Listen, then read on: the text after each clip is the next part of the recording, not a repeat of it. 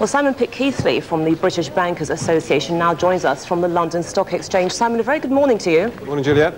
Let's start off first with the house numbers, breaking them down.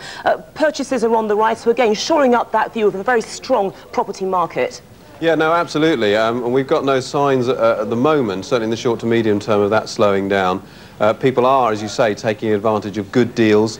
They're shopping around, and smart consumers are what it's about at the moment, certainly. Absolutely, hence with these remortgaging numbers, and yet in spite of the fact that interest rates are low, and as you said, there are some very good deals, the actual take-up on those deals did appear to be sort of fairly small in some respects. Well, overall, actually, lending is up quite considerably, and it's been continuing to rise for quite some time. And I think what we have to look at there is, are there causes for concern? And from the current vantage point, there aren't. Negative equity is at an all-time low. I mean, you've got mortgage arrears at less than 1%, repossessions at their lowest levels since 1989. So there's nothing at the moment that suggests that this rise can't continue. Right, now, in the introduction, I talked about credit card debt showing signs of a decline.